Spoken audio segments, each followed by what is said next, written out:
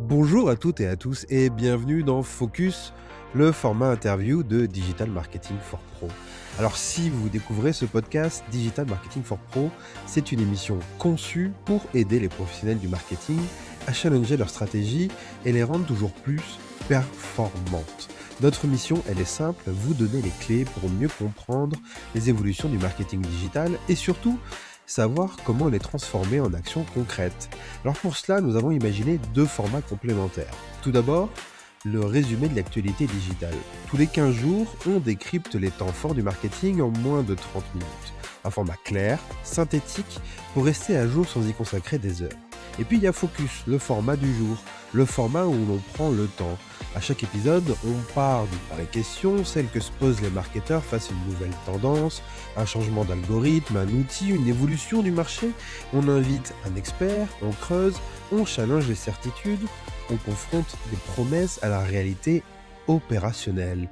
Pas de théorie hors sol, pas de discours commercial déguisé, pas de webinaire où tout le monde perd son temps, mais une analyse approfondie, des retours d'expériences concrets et des pistes réellement activables. Focus, c'est notre façon d'aller plus loin que l'information pour vous aider à mieux piloter et mieux décider.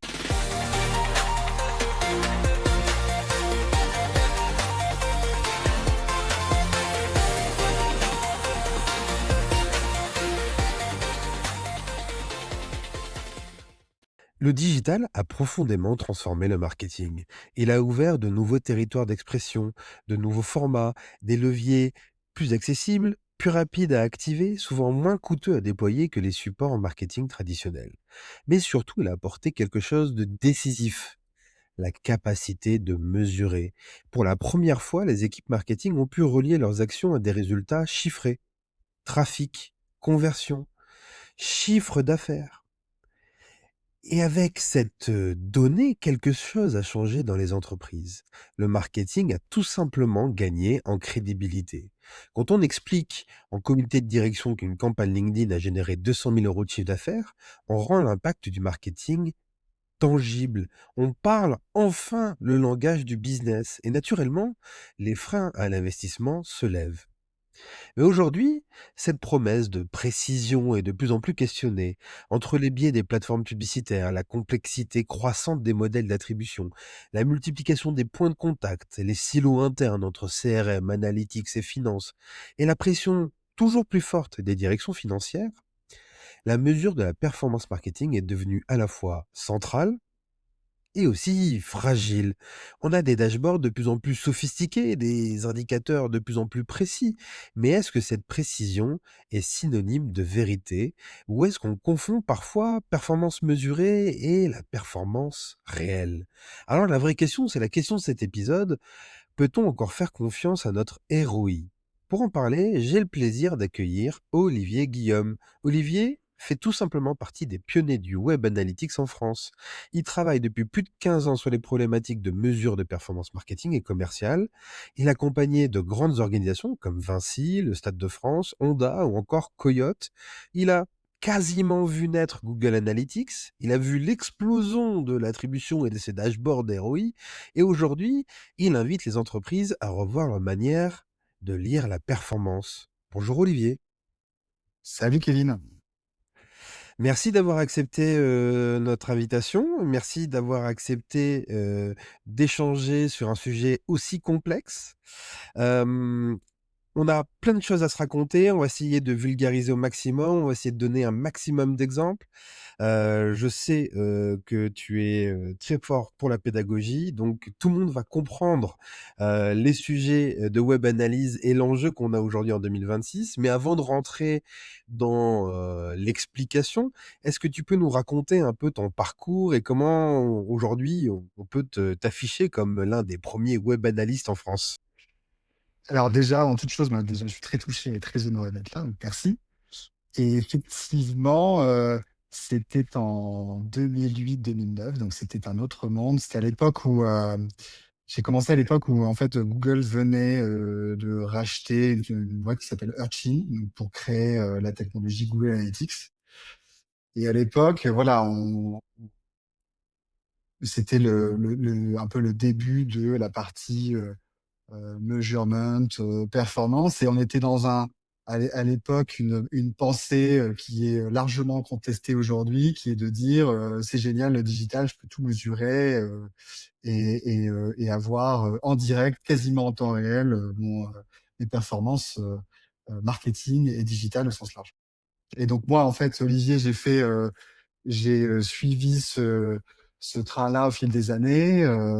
Je me suis occupé, j'ai commencé dans le Nord, la terre du e-commerce et du retail dans le Nord, chez une société qui s'appelle Becquet, où j'ai beaucoup appris sur la partie marketing client. Après, j'ai eu la chance de rejoindre le groupe Auchan sur la partie e-commerce, analytics. Et après, j'ai créé Quanti, qui là a plus une vocation logicielle et qui résout le problème des sources éparpillées, de la donnée éparpillée dans tous les sens et qui permet voilà, d'agréger tout ça et de faciliter, et en tout cas de résoudre le problème de lecture de performance marketing et digital au sens large. Très bien. Tu l'as dit, la promesse du digital, en effet, c'est qu'on puisse, tout mesurer, quasiment à l'instantané et en plus, à l'époque, avec un outil, gratuit qui était Google Analytics, qui est toujours, hein, gratuit. En préparant cette émission, tu m'as un peu expliqué, la stratégie de Google avec cet outil Analytics gratuit, surtout que, bah, ils ont fait des acquisitions enfin, ils l'ont monté via une acquisition payante, donc pourquoi rendre cet outil gratuit? Est-ce que, avant qu'on rentre vraiment dans le cœur de notre sujet, tu peux nous en dire un peu plus sur, pourquoi Google Analytics est gratuit? Pourquoi il est resté gratuit à travers le temps? Alors, je vais c'est de ma fenêtre, moi, ce que je vois, c'est que Google Analytics a longtemps été un produit d'appel, pour, Google Ads. Aujourd'hui, la majorité des revenus de Google, reste la publicité, payante via Google Ads et l'intérêt pour Google d'offrir la lecture, le thermomètre avec la dépense publicitaire permettait de faciliter l'adoption de l'achat de publicité vers Google Ads. Alors bien sûr, heu pourquoi c'est gratuit? Parce que, je viens d'expliquer, mais il y a aussi, d'autres biais à avoir en tête. C'est que, voilà, Google Analytics a ses propres, comme tout outil d'ailleurs, il n'y a pas que Google, a ses propres, hypothèses de mesure, dont on peut se poser la question effectivement de le fait de favoriser, Google Ads. Et ça, on peut en parler après, mais il y a la première grande hypothèse de la mesure publicitaire via Google Analytics, c'est que tout ce qui n'est pas cliqué n'apparaîtra pas dans Google Analytics. Euh, Ça, c'est le premier grand biais du marketing. Si on reprend les grands leviers du marketing, ça commence par votre copain qui vous fait une recommandation d'achat ou tout simplement d'influence pour dire bah, c'était bien, j'ai apprécié cette expérience ou l'achat de ce produit. Bon, bah, ça apparaît pas dans Google Analytics. Les campagnes publicitaires télé, ça apparaît pas dans Google Analytics. L'écoute radio, il y a beaucoup de leviers qui n'apparaissent pas dans Google Analytics. Et c'est aussi, je pense, voilà, cet axe d'entrée qu'il faut avoir en tête quand on lit un Google Analytics. C'est toute la différence entre les données justes et les données utiles. Voilà. Les données justes et les données utiles. On va en parler. Alors du coup, Heu, moi, je me rappelle, qu'on a commencé à monter, des WordPress, des choses comme ça. D'un point de vue analytics, le réflexe était, bah, de mettre le tracking Google Analytics, de se monter une interface et de suivre notre audience, comme ça. Alors quand je parle de WordPress, on parle plutôt de site de contenu et tout. Mais, demain, je monte une entreprise, j'ai envie d'avoir un suivi de cette performance-là, digitale. Hem Du coup, ta recommandation, ça serait encore d'utiliser Google Analytics ou pas? Je pense que c'est un bon outil. Tout dépend de ce qu'on veut faire. Je pense qu'il faut, il faut faire un pas de côté, se dire, heu: «Qu'est-ce que je veux atteindre et comment je veux l'atteindre?» Ça, c'est hyper important.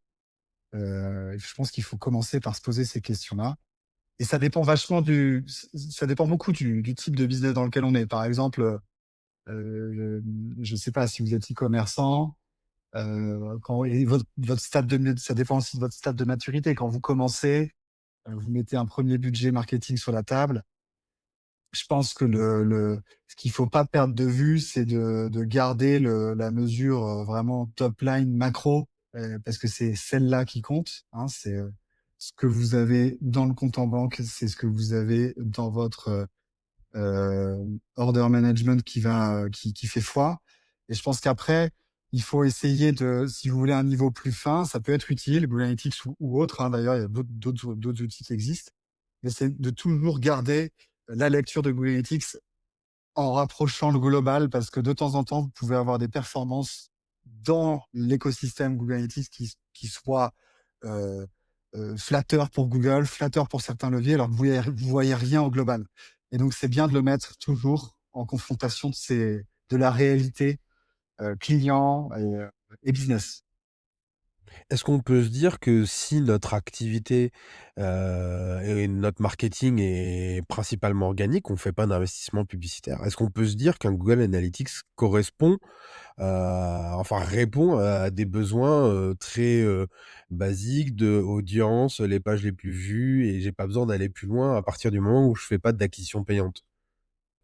Ouais, je pense que ça peut servir à avoir déjà des notions globales de l'audience qui est en place et qui transite par les pages, d'avoir des grands ratios, des 80-20 sur son site. Si on reprend l'exemple d'un e-commerçant ou d'un du lead gen en général, ça peut être bien de voir quelles sont les grandes pages consultées, quels sont les grands parcours qui mènent à la conversion, quels sont peut-être les bugs, les zones de blocage, ça peut être utile. Mais je pense qu'il faut aussi surtout garder encore la vision globale et se dire qu'est-ce que je veux. Prenons l'exemple toujours des activités marchandes en ligne. Si on s'expose à des avis clients, bah, c'est bien de suivre ces avis clients aussi. C'est peut-être même plus important d'aller dans Google Analytics. Aller suivre son exposition de son search, par exemple, de son moteur de recherche.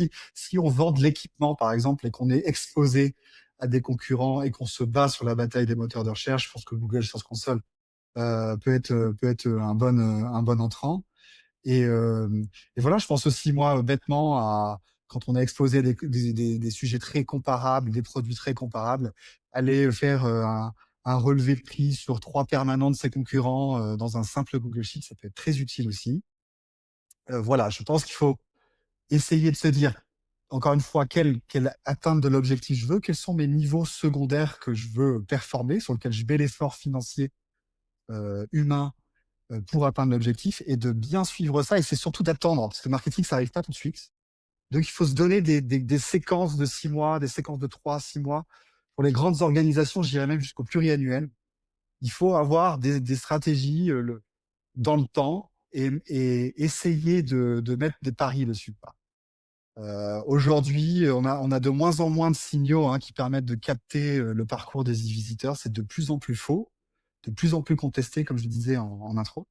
Et je pense qu'encore une fois, de garder une vision globale avec vraiment des atteintes progressives de là où je mets l'effort et de regarder ce que ça a donné avec des séquences, c'est beaucoup plus pertinent. Donc là, si on prend un exemple, concret, je monte, ma boîte de climatisation pour yacht. Voilà. Marché de niche et cetera. Je décide de prévoir un petit budget, Google Ads, potentiellement un budget, Instagram également parce que, enfin Meta Ads parce que c'est sympa d'un point de vue, niche comme ça d'avoir, la finesse, publicitaire et cetera. Tu Mais par contre, je n'y connais rien du tout en tout ce qui va être analytics.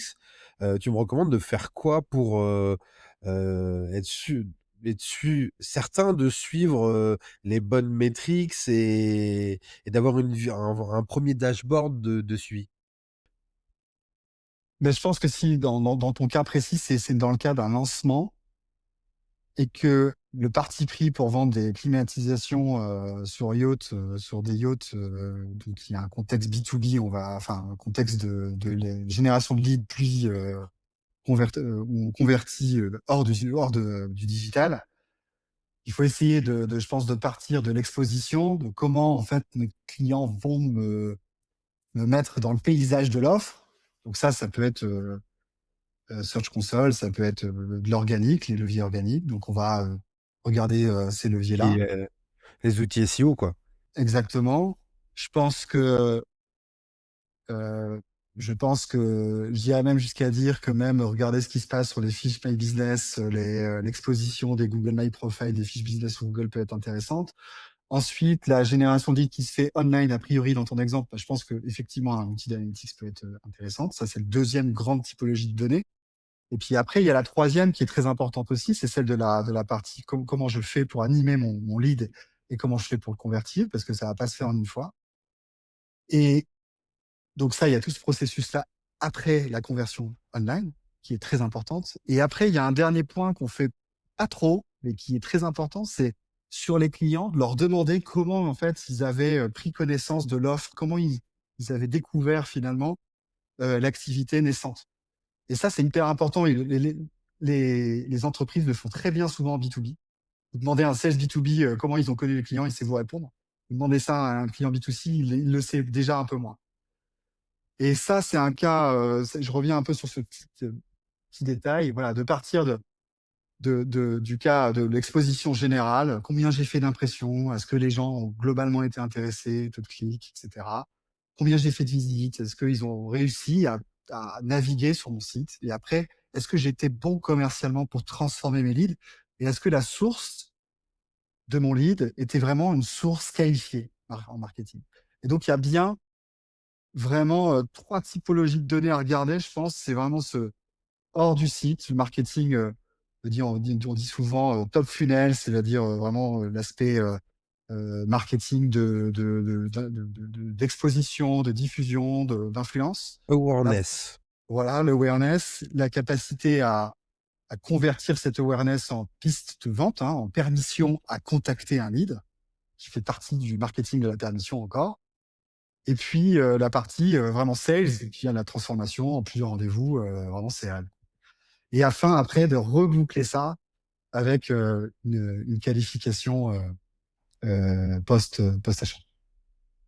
Et du coup, c'est hyper important, ton analyse parce que, moi qui suis, enfin, je connais un petit peu ce genre de sujet, mais, pas autant que toi, hein. Tu restes un expert et quand j'en parle à, par exemple, des juniors, qu'on leur parle, du web analyse, qu'on parle de l'analyse, data marketing, ils s'imaginent tout de suite Google Analytics. Toi, ce que tu es en train de dire, c'est que Google Analytics est une fenêtre pour regarder la performance marketing, mais qu'il faut regarder à chaque étape, là où est la donnée, un peu dans le CRM, dans l'outil, de marketing automation, en tout cas de gestion de formulaire, heu d'un point de vue des régies, aussi d'un point de vue SEO, et qu'en fait, c'est l'agrégation de toutes ces données dispatchées dans toute cette plateforme-là qui permet d'avoir une, vision fiable de la donnée.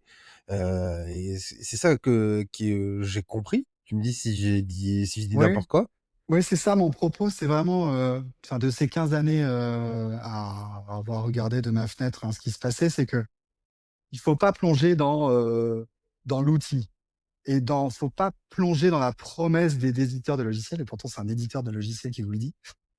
C'est plutôt un sujet, méthodologique que technologique.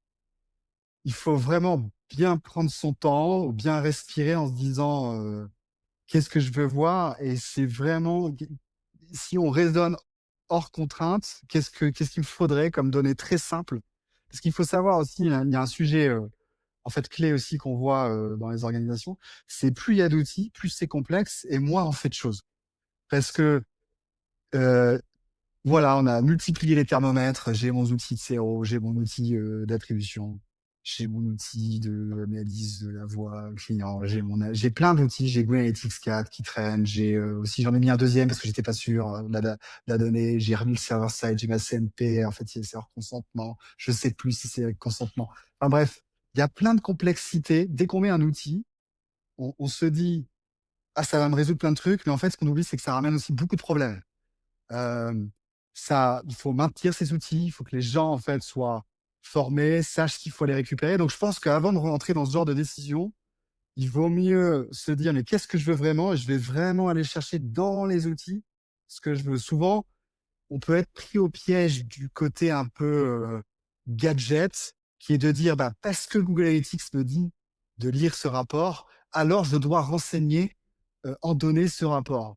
Et ben, plus vous faites ça, plus vous créez des dépendances, plus vous créez de la maintenabilité, plus vous créez des coûts, plus vous créez de la complexité qui fait qu'à la fin, ben, on n'arrive pas, on n'en fait plus rien, en fait, on n'optimise plus rien.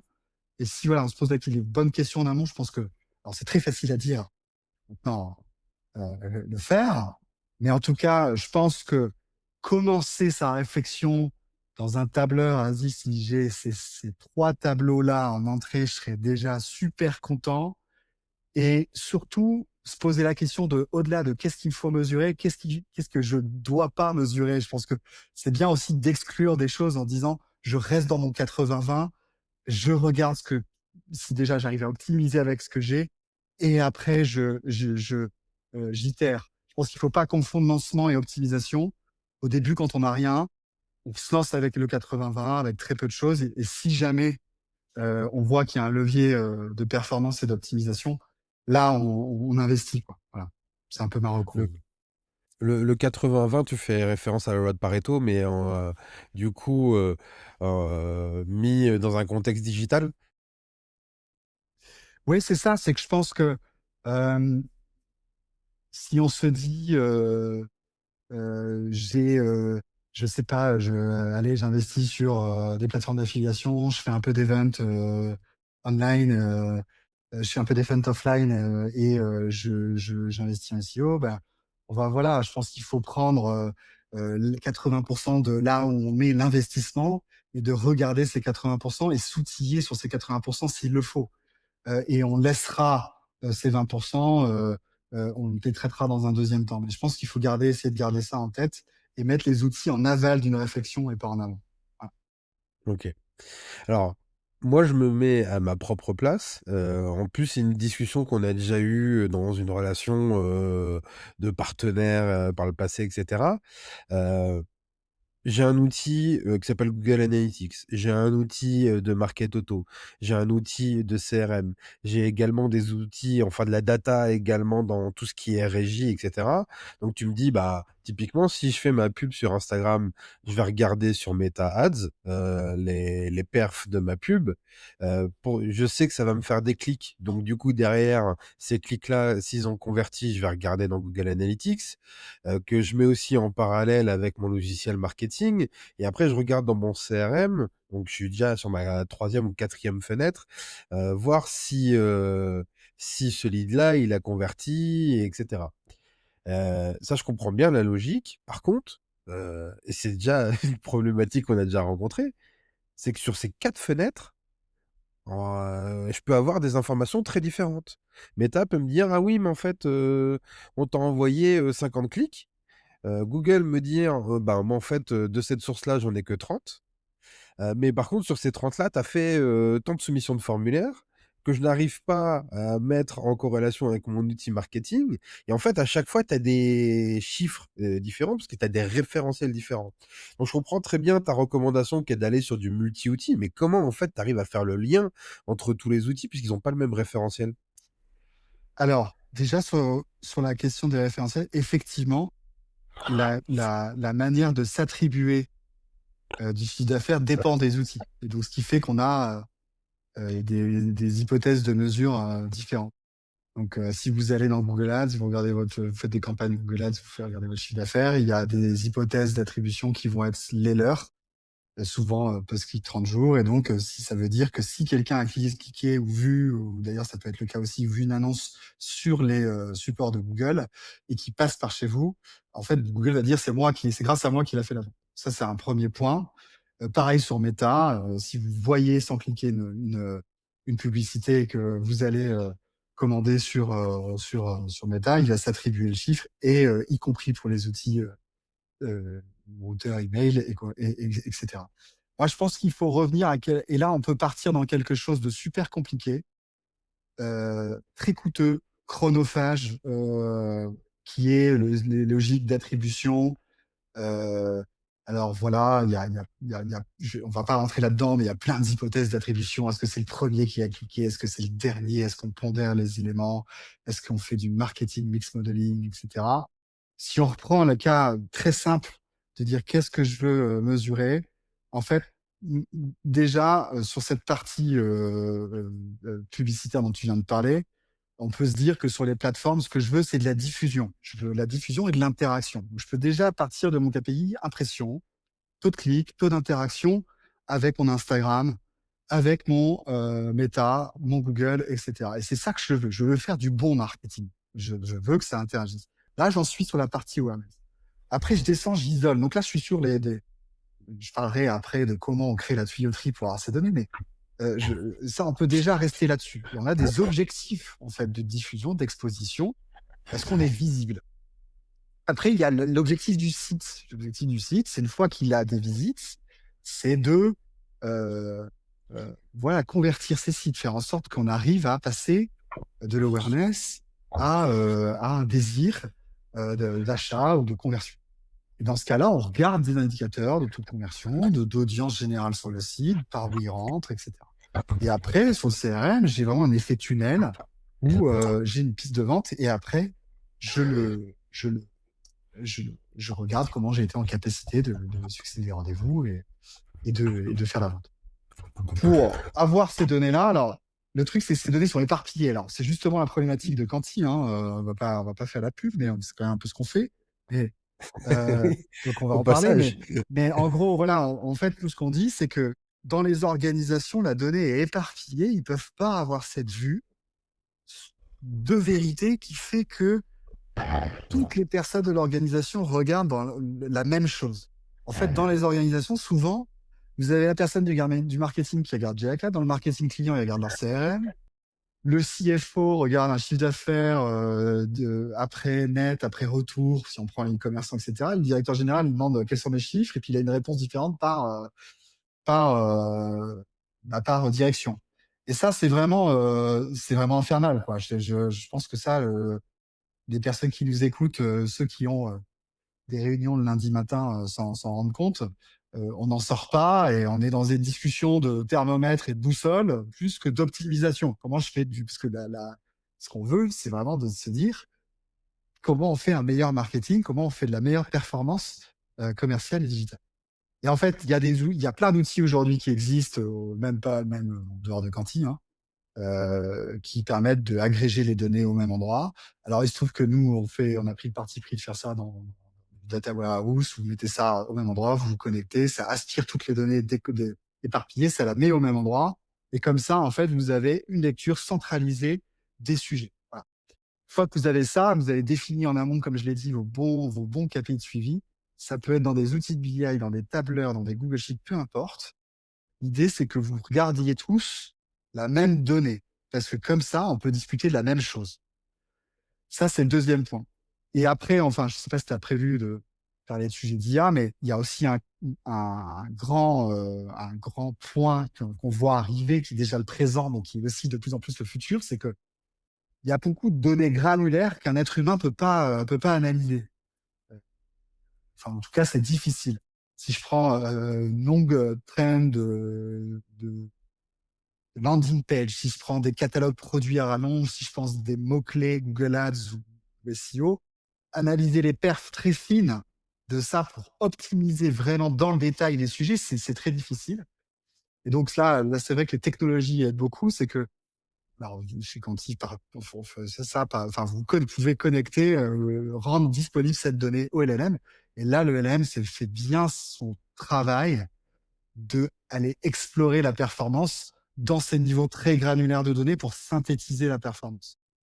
Mais, encore une fois, je mets un grand mais, tout cela n'est possible que si les instructions sont bonnes. Hein. Là, on dit toujours, il n'y a pas de mauvaise réponse de la part des LLM, il n'y a que des mauvaises instructions. Je pense que c'est encore plus vrai dans ce cas-là.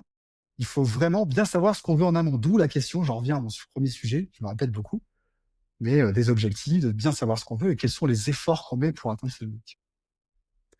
Moi, il y a une analogie que j'aime beaucoup avec l'IA, c'est que l'humain doit rester maître du premier et du dernier kilomètre avec l'IA. Le prompt et la vérification avant publication. Et ça, c'est pour tous les domaines d'utilisation de l'IA. C'est que l'IA peut accélérer énormément, mais à condition que l'humain reste maître au premier et au dernier kilomètre. Tu dit plein de choses intéressantes. Du coup, j'étais obligé de faire comme dans les débats politiques, de me noter, des points à remettre et cetera. Je pense notamment, à quand tu as parlé de données qui n'étaient pas du tout, traitées, enfin traitables même, par un humain. Je pense, la donnée analytics d'un Auchan, quoi. Sur la partie e-commerce, le catalogue, il est énorme.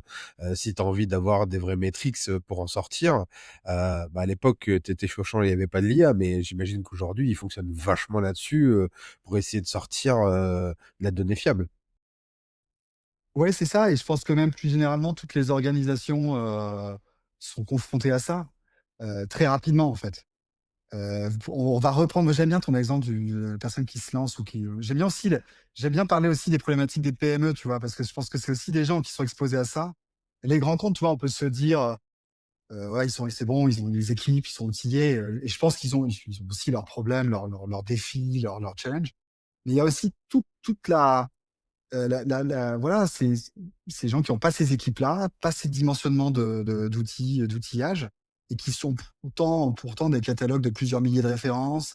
Je reviens sur mes avis clients, mais parce que je pense que c'est un truc, sous-exploité aujourd'hui, mais quand vous branchez un connecteur, par exemple, je sais pas, Trusted Shop ou, Viverifier, bah, vous avez vraiment dans vos données, bah, la capacité déjà, de suivre de manière globale, les avis clients, mais aussi, je reprends le sujet LLM, bah, votre LLM, lui, il peut facilement aller lire 5000 avis ou même 40 avis par semaine sur différentes plateformes et vous sortir la tonalité générale de ce qui s'est passé. Et on apprend énormément de choses parce que c'est vrai on peut pas humainement aller lire chaque avis toutes les semaines. On n'a pas envie de faire ça. Enfin, on n'a pas envie. On le fait sur quelques avis peut-être pour certains d'entre nous, mais on peut pas humainement faire tout ça. Et donc, je pense que sur tous ces aspects de données très granulaires, mais qui peut nous donner des informations vraiment hyper clés hein, sur l'optimisation et la vue aussi du client réel. Hein, je pense qu'il faut aussi rester dans le réel. C'est vraiment utile. C'est vraiment utile de fonctionner avec une approche simple, mais centralisée de ce qu'on veut regarder. Voilà. Bah, justement, si on résume simplement ce que tu viens juste de nous dire. Hem, si, je mets en place une stratégie digitale, je suis une PME, voilà, on reprend mon exemple de vendeur de clim et cetera. L'idée, c'est pas de regarder, la data uniquement depuis Google Analytics. C'est une façon de voir les choses, mais que ça va être une donnée, parcellaire. Que, l'ambition de tout centraliser dans un outil tiers, c'est une solution. Mais à condition, d'avoir choisi, le KPI qu'on veut regarder en fonction des plateformes. Donc sur Meta, moi, ce qui m'intéresse, c'est d'avoir, le nombre d'impressions et le taux de clic, sur ma publicité. Sur mon site internet, ça va être, mon taux de conversion, de du visiteur à ma soumission de forme et cetera et cetera. C'est qu'une fois qu'on a déterminé quels sont les KPI vraiment à analyser, que derrière, on essaye d'avoir un peu une vue macro. Soit en allant regarder ces KPI dans chacune de ces plateformes-là, soit à travers un dashboard ou un outil tiers pour avoir la vue globale et qu'il faut pas, passer une énergie folle à essayer de tout réunir au même endroit. Alors, ouais, c'est ça. Moi, je pense que il faut rester. Je pense que en fait, c'est surtout qu'il faut pas essayer de tout centraliser aux visiteurs. Enfin, c'est pas possible ça. C'est un visiteur qui visite les plateformes. Jamais Google et Facebook vous donneront l'information de ce visiteur-là a vu telle publicité. Je vois quand même sur le marché de temps en temps des promesses de ce genre-là, mais je pense elle existera jamais. Jamais, en fait, on aura ce visiteur-là à parler à son ami dans la voiture de votre marque et ça fait une ligne de plus dans votre base de données pour créer des règles d'attribution.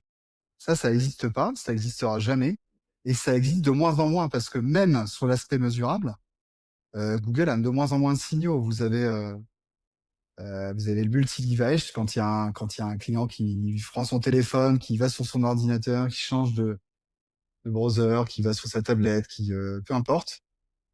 en fait, c'est des visiteurs différents déjà dans votre base de données. Sauf si, alors, à part quelques petits, petits tricks techniques, mais globalement, ça sera un autre visiteur. Donc, en fait, la donnée, vous l'avez pas. En fait, la donnée qui compte, il y a beaucoup de données qu'on a qui comptent pas vraiment. Il y a certainement aussi beaucoup de données qui comptent qu'on n'a pas. Et le problème, c'est qu'est-ce qu'on fait avec tout ça? Et je pense qu'aujourd'hui, il faut essayer aussi de prendre un peu de recul par rapport à toute technologie, que la réponse, c'est la technologie. C'est pas vrai.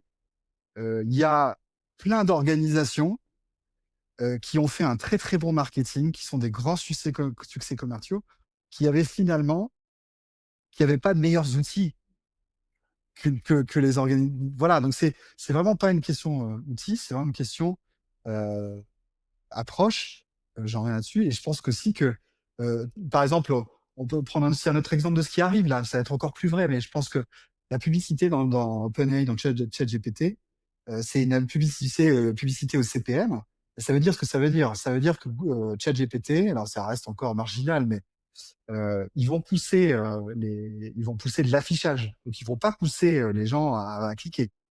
Donc, en fait, les outils d'analytics traditionnels qui mesurent ce qui se passe après un clic, euh, vont pas voir en fait l'impact de ça. Mais il faut l'avoir en tête, voilà, c'est tout.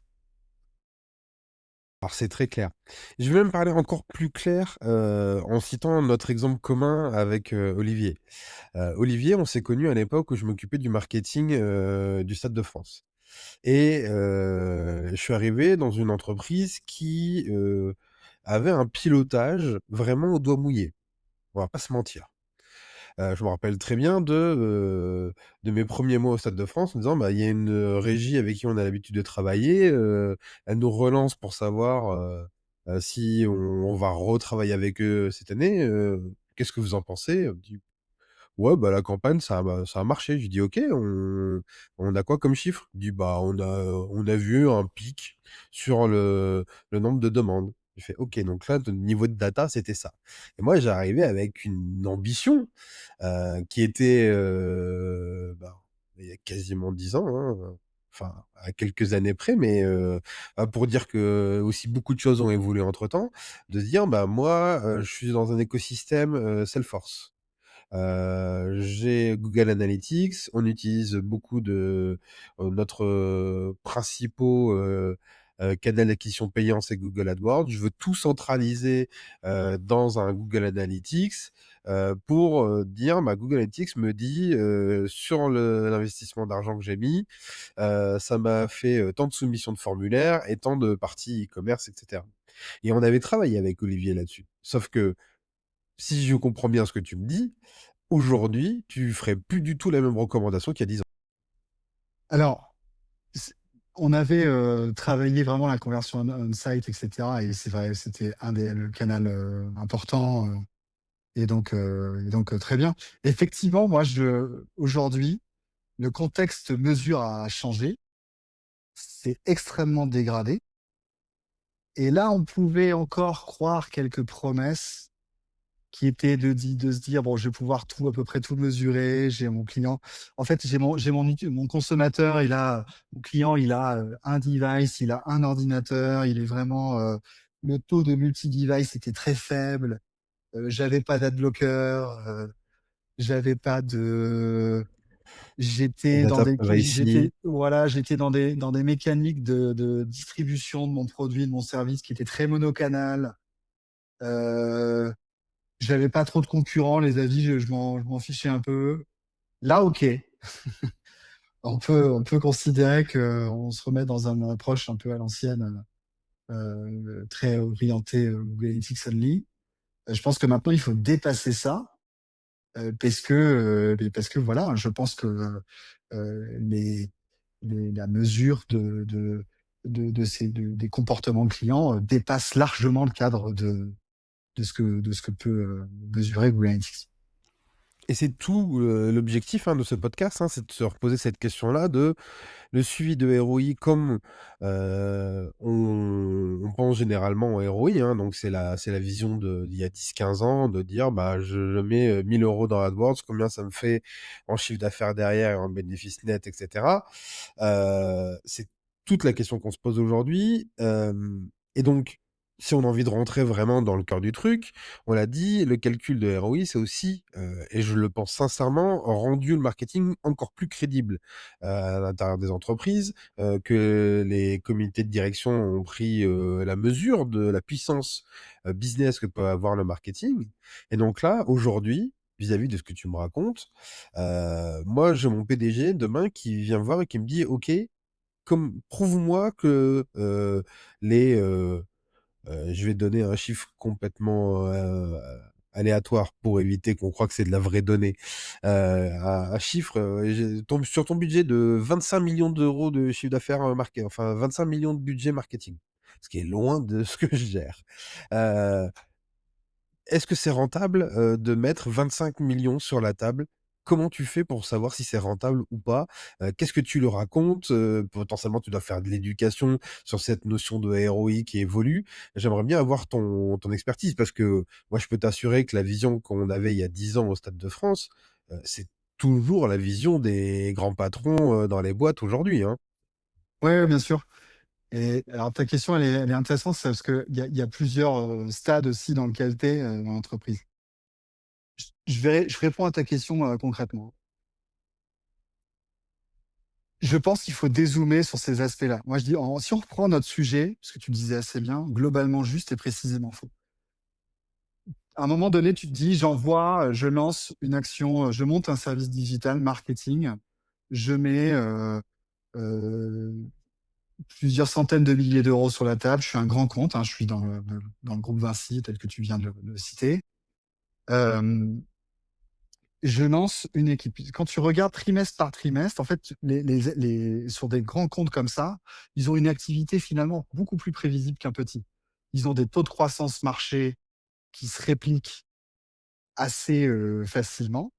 Et tu peux juste déjà dézoomer complètement et se dire, attends, sur 5 années, si je regarde ma courbe d'évolution de juste mes conversions de mes commandes et de mon écart à l'année précédente par trimestre, qu'est-ce qui se passe? Dans quel trend je suis? Donc souvent, sur l'aspect grand compte, tu vas être dans des choses très linéaires, très robustes, parce qu'il y a des effets de volume qui font que tout ça est robuste.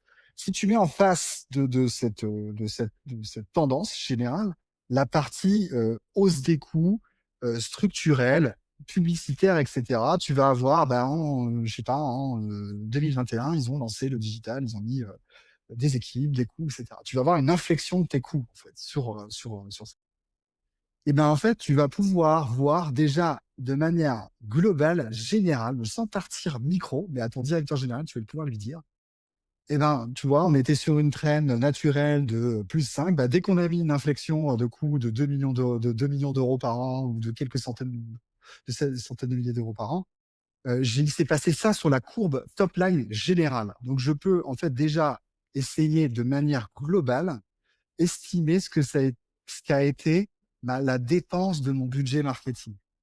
Et je pense que c'est important de dézoomer sur du pluritrimestriel, voire même du pluriannuel. Parce que sinon, on rentre dans un effet micro, qu'on est toujours dans des reconductions et qu'on n'arrive pas, on se dit, mais tiens, on n'arrive pas à extraire le sujet incrémental de mon action marketing. Ça, c'est un premier point déjà. Je te coupe juste, c'est garde tes autres points. Hem, Ça signifie que en gros, tu dis: «Moi, mon PDG, il a pas besoin de savoir qu'on a fait, plus 500 000 € de chiffre d'affaires. Il a besoin de savoir qu'on a fait plus 5 sur le chiffre d'affaires, influencé par le marketing». C'est la tendance qui prime plus que la donnée micro, parce que de toute manière, il a pas toutes les données micro en tête de son entreprise. Lui, il regarde que les tendances. Tendance positive, cool, pourquoi? Tendance négative, inquiétant, pourquoi? C'est ça. Moi, je pense que surtout avec les directions générales, il faut partir sur du macro et pas tomber dans le micro. Regarde ce que j'ai fait la semaine dernière sur Google Ads, avec mon agence. Tu vois, surtout pas rentrer là-dedans. Et après, je pense qu'il faut regarder, il faut avoir des convictions. de se dire: «C'est quoi mes clients? Où ils sont? Qu'est-ce qu'ils font? Qu'est-ce qu'ils aiment?» Et là, il y a d'autres moyens. On peut leur poser aussi des questions aux clients, hein, pour faire un meilleur marketing. Et après, on rentre dans des paris, des convictions, et après, on regarde l'efficacité de nos actions qu'on a préalablement définies, décidées, à opérer. Ça, je pense que c'est le bon cheminement. Je pense aussi qu'il faut rester sur des notions de 80-20 avec les directions générales, c'est de se dire on regarde là où a lieu la majorité des investissements en face des bénéfices et de se dire qu'est-ce qu'on on est persuadé que c'est ça qu'il faut faire pour telle et telle raison, marcher. Et après, je rentre dans le micro pour l'optimisation et faire un meilleur marketing avec les actions et les leviers que j'ai. Et je pense que le chemin méthodologique, c'est celui-là qu'il faut avoir. Et après, vous vous outillez, vous prenez des connecteurs, vous faites ce que vous voulez, vous mettez dans les LTN, dans des LLM, etc., pour suivre et optimiser ça. Et je pense que le prérequis, c'est celui-là. Après, je pense qu'il faut pas oublier le client aussi. Moi, je pense que le client, lui demande poser des questions au client, parce que on reparlait des systèmes de mesure largement remis en question aujourd'hui. Je pense que avant, on disait en 2010, on disait oui, mais la donnée déclarative, c'est faux, les clients répondent n'importe quoi, etc. Moi, je pense, c'est mon point de vue, hein, qu'on peut complètement contester, mais c'est le mien, c'est de dire que euh, la donnée que vous mesurez dans vos outils analytics, elle n'est pas plus fausse aujourd'hui que les données déclaratives.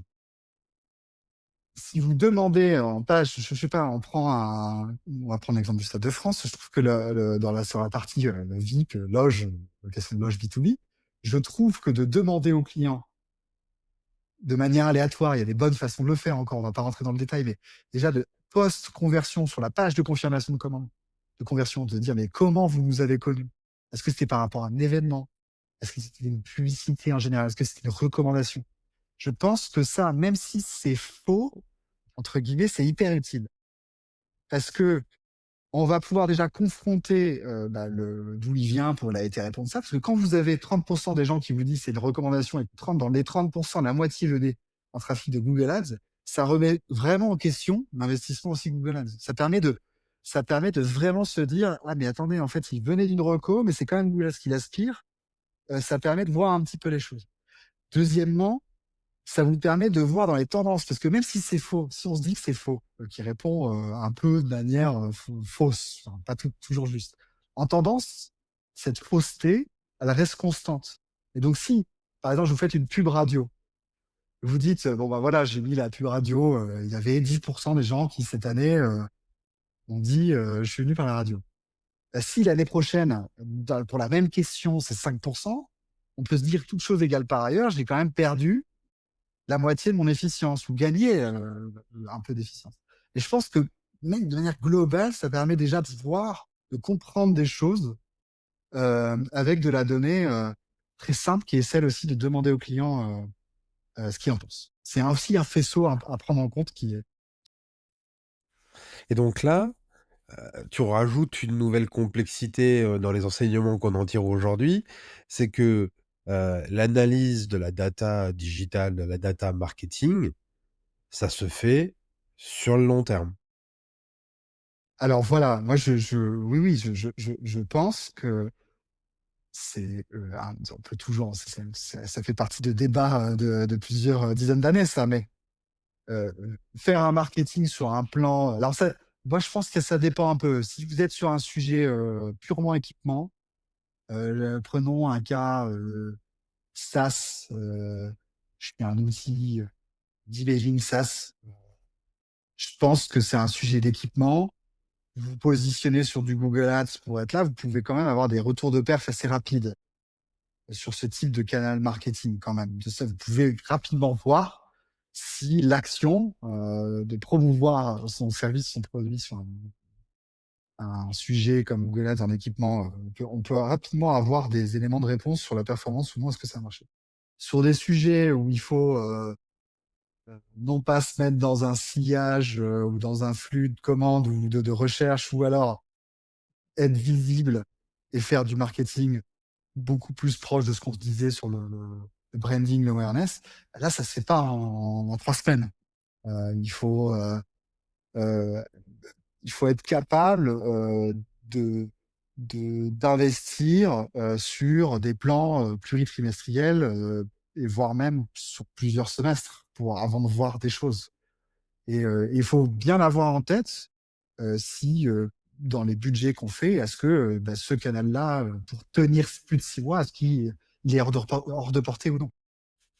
Bah, l'un des exemples, je pense, le plus parlant là-dessus, et on l'avait abordé en préparant cette interview-là, c'est le Black Friday. Pour avoir une vraie tendance de est-ce que mon Black Friday il a bien performé ou pas, en fait, il faut que tu compares, ton business généré sur le Black Friday vs N-1. Oui, ouais, tout à fait. Alors ça aussi, c'est un sujet ce que j'aime bien, c'est que on a évoqué dans les types de données qu'on veut regarder la partie effectivement voix du client, nos avis, notre exposition publicitaire, notre conversion on-site. C'est ça qu'il faut regarder et mettre au même endroit. Mais il y a aussi, on parle assez peu dans la lecture de la performance marketing, de la mettre en face de la générosité promotionnelle pendant les Black Friday. Parce que souvent, en fait, ce qu'on voit, je prends toujours mon cas du lundi matin, dans les performances hebdomadaires, on va Parce lire que une c'est perf. souvent le lundi Oui, c'est matin, souvent hein. le lundi matin Moi, que ça c'est se le passe. lundi C'est peut-être pour ça. matin, 9h30, voilà, hein. C'est peut-être pour ça que je cite cet exemple, effectivement. Et en gros, c'est vrai qu'on va lire des performances de campagne Google Ads avec le prisme Google Analytics, Google Ads, sans regarder, on va regarder ça par rapport à l'année dernière, sans regarder la générosité promotionnelle que j'ai pu faire en comparaison. Euh, Par exemple, on va reprendre l'exemple d'un e-commerçant, même d'un SaaS, hein, il fait une politique promotionnelle, livraison de frais de port offert pour l'e-commerce, 30 jours gratuits, 30 jours d'essai gratuits pour du SaaS. Si on a fait une générosité promotionnelle qui était enfin, en tout cas moins généreuse, une politique promotionnelle moins généreuse l'année d'avant, et qu'on compare des résultats de performance avec l'année d'avant, il faut bien regarder ça parce que là, quand vous regardez vos chiffres Google Analytics, bah, vos campagnes vont avoir un taux de conversion beaucoup supérieur, un coût par commande inférieur, un coût par conversion inférieur, des perfs superbes. Alors qu'en fait, finalement, c'est pas les performances Google Ads et les performances de vos analytics, elles ont été portées par une politique promotionnelle qui est celle de l'animation commerciale. Et ça, c'est vraiment important de l'avoir en tête. C'est pas forcément bah, la campagne, ce qu'on a fait sur la campagne qui a créé la performance. Alors c'est tout, l'importance de définir ce que tu appelles, je te cite, «une source unique de vérité». C'est-à-dire qu'en effet, pour analyser le Black Friday, faut pas parler de chiffre d'affaires, faut parler de ROAS. Et de comparer ton ROAS vs une autre période, de dire: «Malgré la remise, malgré les frais de port offerts et cetera, est-ce que mon seuil de rentabilité, d'un point de vue e-commerce a été meilleur pendant le Black Friday ou pas?» Parce qu'en fait, sinon, c'est juste, une opération de com. Ouais, c'est ça, c'est exactement ça. Il faut réussir à isoler les temps comparables. Heu, alors c'est pour fai je pense aussi à un exemple concret, hein, du quotidien chez nos amis e-commerçants qui ont plutôt des tailles d'ailleurs middle market PME. Ils vont souvent aussi proposer leur catalogue produit sur des marketplaces. Et ben en fait, ils vont ressentir dans leurs chiffres des performances marketplace qui sont très dépendantes de leur politique commerciale, eux, sur leurs canaux de vente à eux. Et là, finalement, leur lecture va être un arbitrage entre le prix que le chiffre d'affaires que je sacrifie pour tirer de la vente chez moi, dans ma politique promotionnelle dont j'ai la maîtrise chez moi sur mon canal de vente, et versus les marketplaces. Et donc, il y a un arbitrage à trouver. Et c'est pour ça qu'il faut aussi, dans ce que tu dis, pour reprendre ton exemple d'avoir au moins les données au même endroit, déjà juste des bons indicateurs dans le même tableau, on va parler encore plus simplement, d'avoir une vision du calendrier promotionnel que je fais, sur ces temps comparables, de regarder mon chiffre d'affaires marketplace, mon chiffre d'affaires sur mon site, net après promotion, ma dépense publicitaire, et est-ce que quand je somme ça, est-ce que l'un compense l'autre? Est-ce que ça valait le coup de la générosité promotionnelle, valait le coup sur les temps que j'ai identifiés comme étant les temps comparables de ces deux opportunités-là? Et ce que je conseille aussi de le faire, c'est maintenant qu'il y a les LLM, ils peuvent aussi aider là, ces analyses qui peuvent parfois être compliquées en termes de traitement de données. Si vous savez bien définir dans un LLM, dire bah, voilà, ça c'était mon calendrier promotionnel. Je vends aussi sur des marketplaces. Voilà ce que j'avais en temps fort sur mes prix. Voilà les ventes que j'ai eues. Voilà mes sources de données. Je branche les données au même endroit. Il y a plein d'outils qui font ça, hein. Je parle pas que de Quanti, hein. C'est vraiment d'un aspect un peu général. Mais je branche mon MCP avec voilà mon connecteur avec mon LM. Il peut vraiment aider et tout le monde, hein. Je pense qu'aujourd'hui, ça serait vraiment élargi, démocratisé. Et je pense que la clé dans ce que tu dis aussi, c'est de vraiment bien réfléchir à ce qu'on veut. Euh, Parce que la capacité technologique, c'est devenu une commodité. Et donc, ça offre vraiment des perspectives intéressantes, y compris pour les PME dont on parlait avant.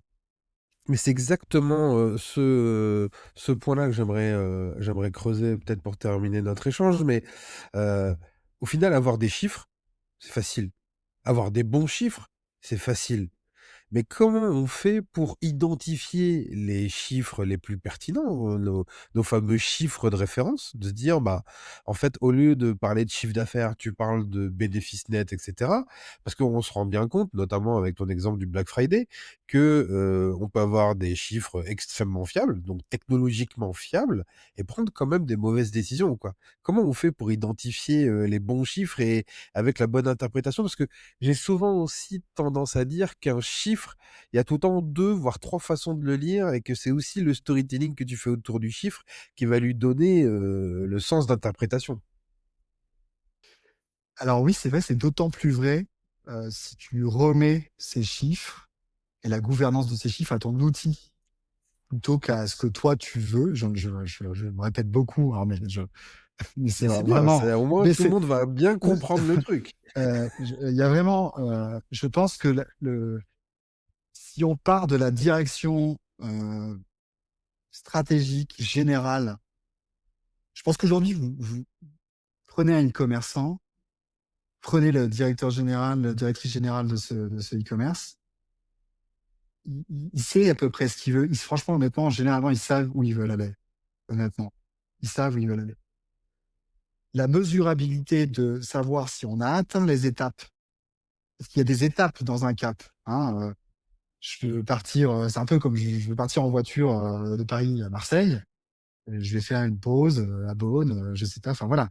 Et donc, ce qui est important, c'est de savoir si on est toujours sur le cap et si les efforts qu'on a mis, les moyens qu'on a mis avec notre expertise de compréhension du monde, de l'être humain, pour faire du bon marketing, est dans ce cap-là.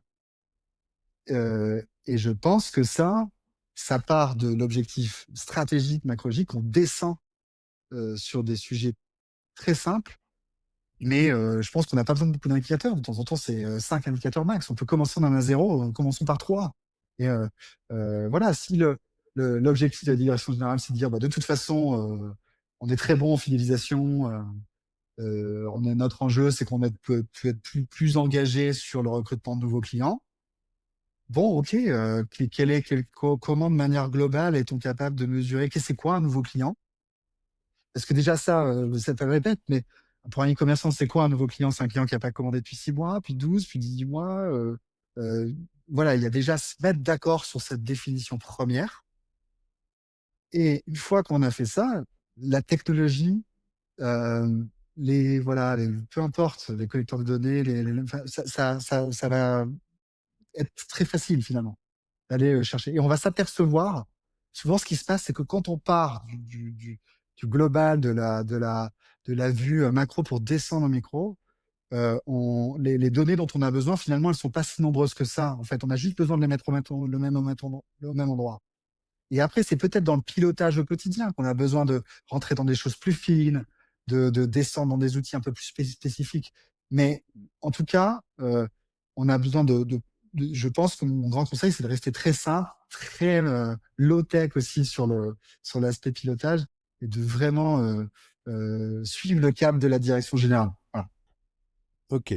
Alors, si j'essaye de résumer tout notre échange, qui vont pas être simples. Mais au moins pour être sûr qu'on a abordé tous les points et tous les conseils aussi, que tu voulais partager avec nous, on sent bien qu'on est, dans un point de bascule sur la question. Avant, on parlait, 10 € investis, combien ça me fait de chiffre d'affaires? Aujourd'hui, tu dis, c'est plus du tout ça qu'il faut faire, parce que de toute manière, ton chiffre d'affaires, généré, il est pas fiable. Il y a 1 milliard de possibilités qui fait varier le truc, le modèle d'attribution, enfin, on va pas refaire toute l'histoire et cetera. Donc il faut éduquer. Il faut éduquer par, les personnes qui font, donc déjà par les services marketing. Le service marketing, arrêtez d'essayer de tout suivre, restez focus sur les métriques les plus importantes à chaque, étape du funnel. Quand on parle de visibilité, quand on parle de taux de conversion, quand on parle, de conversion de MQL en SQL, heu, réfléchissez à quels sont les KPI les plus importants à chaque étape et surtout définissez des datas de référence, dans chacun de ces modèles-là et de dire: «On va analyser, la visibilité, sur Meta Ads dans l'outil Meta Ads et ça va être, la portée de notre publication et ça va être ça notre modèle de référence». Et une fois qu'on a bien déterminé ces modèles de référence, au final, on va suivre les tendances et ça va être les tendances qui vont nous permettre de rentrer dans l'analyse et de se dire: «Bah, là, on a une forte augmentation, on va essayer de comprendre pourquoi. Est-ce que c'est, lié à de la promotion? Est-ce que c'est lié à l'attractivité d'un discours, l'attractivité d'un nouveau produit sur la partie e-commerce et cetera?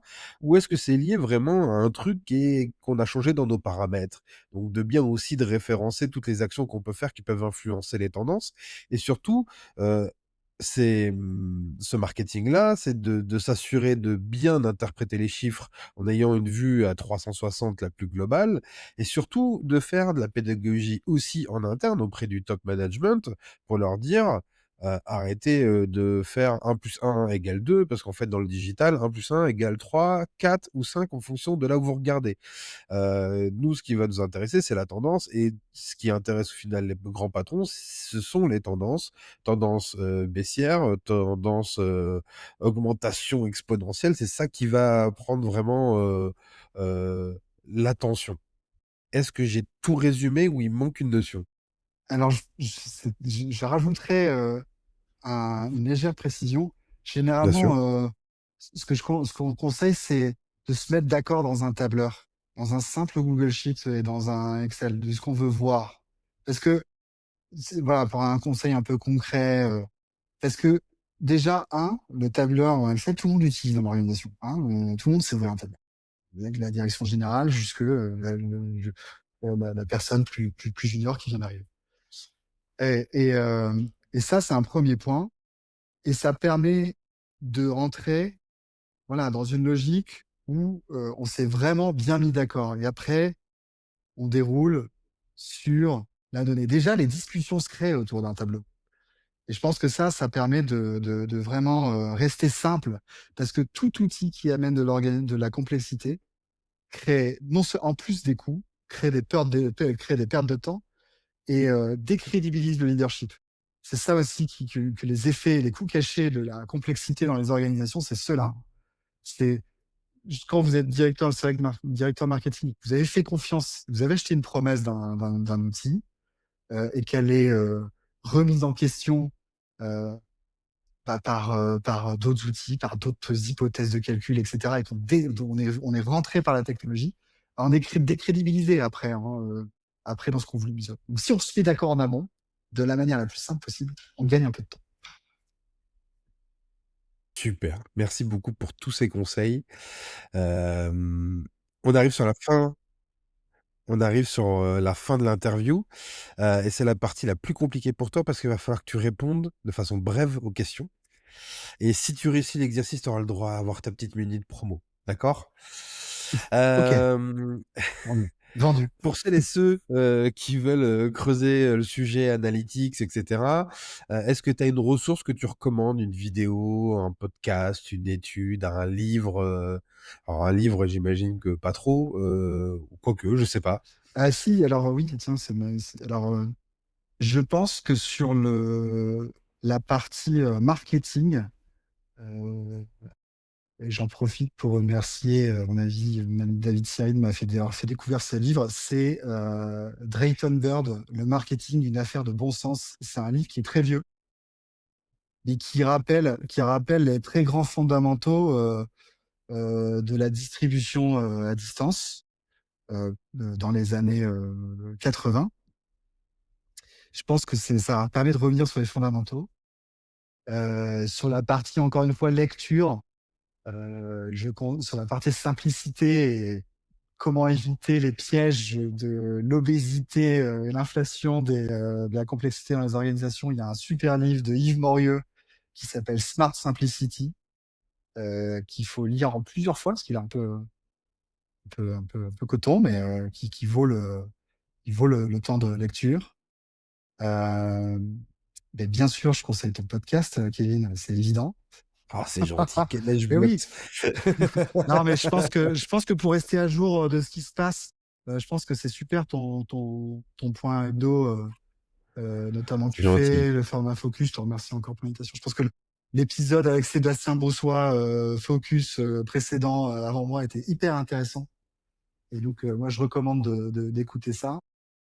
Et puis, c'est Mais écoute, déjà pas mal, hein. on mettra le lien en commentaire. Merci Et puis, beaucoup. c'est déjà super. Et puis, il y a plein de, moi, je pense qu'il y a plein de feeds intéressants. Mais moi, j'aime bien les temps de lecture pour plonger, parce que ça permet vraiment d'apprendre et de sortir de ces temps pour la journée, dont on est tous un peu victimes.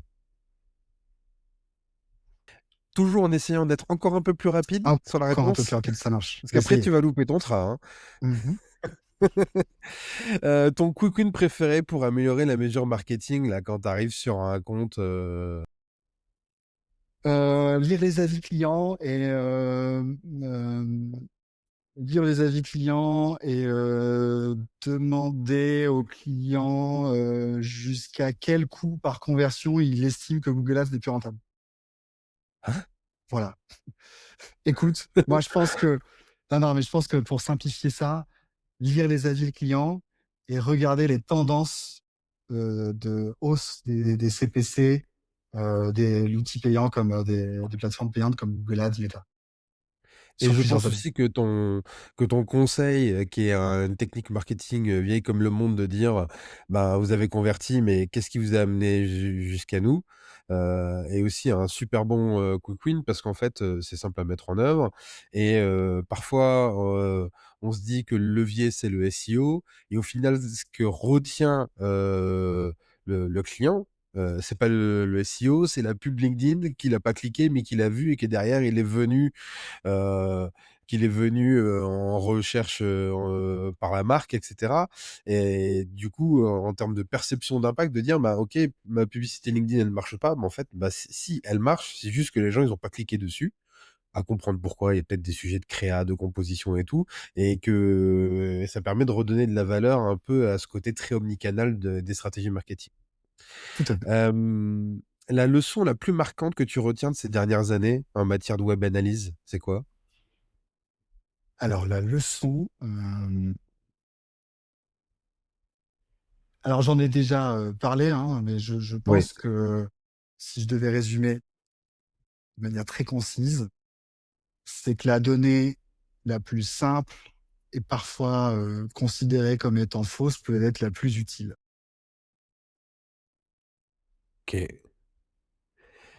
Ça aussi, Exemple, ça mérite. exemple, Ouais. exemple, ton formulaire de déclaration client, en page de confirmation de commande, qui sort d'où il est venu. Euh, Tu vois, je vais donner un exemple. Si, c'était une grande ancienne distribution il y a quelques années. On demandait pourquoi les gens venaient sur le site. Et ils disaient 75%, je suis venu préparer mon achat en magasin. Et ben déjà, rien que cette question-là, c'est une question très simple. Elle est considérée comme étant fausse parce que certaines personnes peuvent dire oui, mais c'est déclaratif, donc c'est faux. Et pourtant, elle est très utile parce qu'elle oriente complètement ce que vous mettez dans votre offre, comment vous orientez la proposition de valeur, etc. Très clair. Écoute, grâce au focus de Sébastien, on a fait ce focus-là aujourd'hui. Toi, pour toi, dans les gros enjeux du marketing digital en 2026, ça serait quoi, un sujet à approfondir comme ça avec un expert dans un prochain épisode de Focus? Euh, je pense que je pense que le sujet de la voix du client et de comment on sort des optimisations concrètes issues du réel, de ce que font mes concurrents, ce que disent mes clients de moi, sur mes avis ailleurs, dans nos services clients, peu importe, est un super levier d'optimisation du marketing digital dans les prochaines années. Qui plus est, collé avec ce que permet de faire l'IA. Bah oui, bah alors c'est très très drôle, hein. Les études GIO se multiplient chaque semaine et il y a quand même un pattern très fort qui en ressort. C'est que les LLM se reposent beaucoup sur l'avis client. Sur Reddit, sur Google Avis. On va en parler dans le prochain résumé de l'actualité digitale, mais on a des études qui maintenant montrent que les LLM prennent en compte également les avis sur les réseaux sociaux. Donc en fait, ce côté marketing client, tu as raison, c'est un sujet central parce que ça a été souvent de la donnée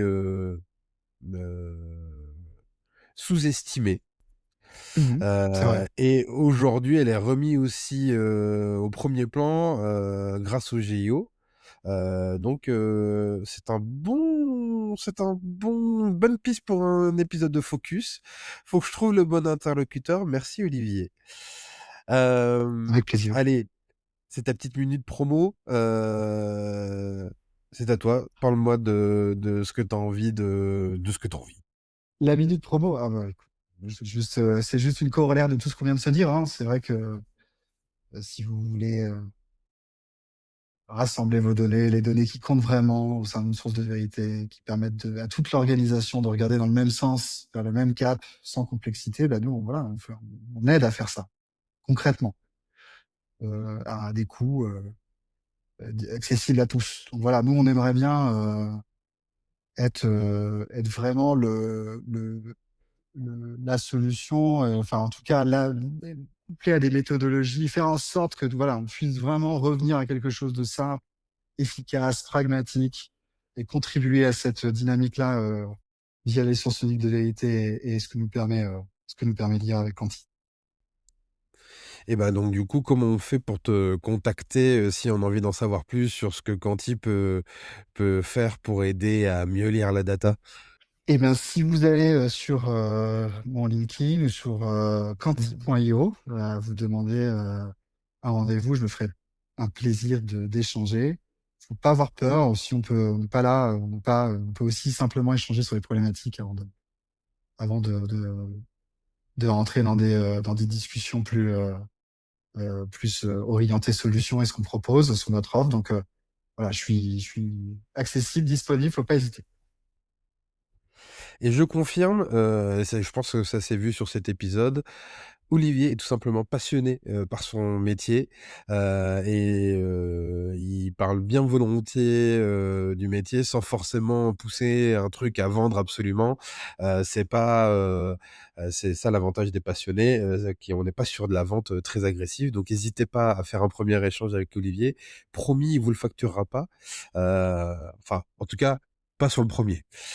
Euh, Merci beaucoup pour ton temps, c'était vraiment très très cool.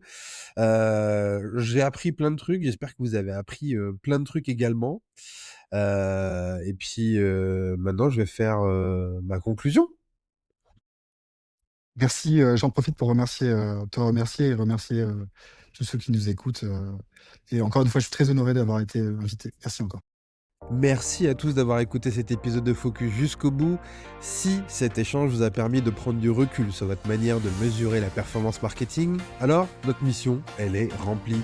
Avec Focus, notre ambition, elle est simple, vous aider à mieux comprendre pour mieux décider. Et maintenant, la discussion continue avec vous. Quel sujet stratégique aimeriez-vous que l'on creuse dans un prochain épisode? Quels sont les enjeux qui occupent vos équipes marketing en ce moment? Partagez-les en commentaire de cet épisode. On lit tout et vos idées nous aident directement à construire les prochains épisodes de Focus. Si vous avez trouvé cet épisode utile, le meilleur moyen de soutenir le podcast, c'est de le partager à un collègue, à votre équipe ou tout simplement sur LinkedIn. C'est grâce à vous que Digital Marketing for Pro continue de grandir, d'inviter des experts toujours plus passionnants et d'aller toujours plus loin dans l'analyse. En attendant le prochain épisode de Focus, on se retrouve tous les 15 jours pour notre résumé de l'actualité digitale en moins de 30 minutes, conseillé par Olivier Guillaume aujourd'hui. Alors abonnez-vous pour ne pas louper notre prochain épisode, parce que dans le digital, la vérité d'aujourd'hui n'est pas celle de demain.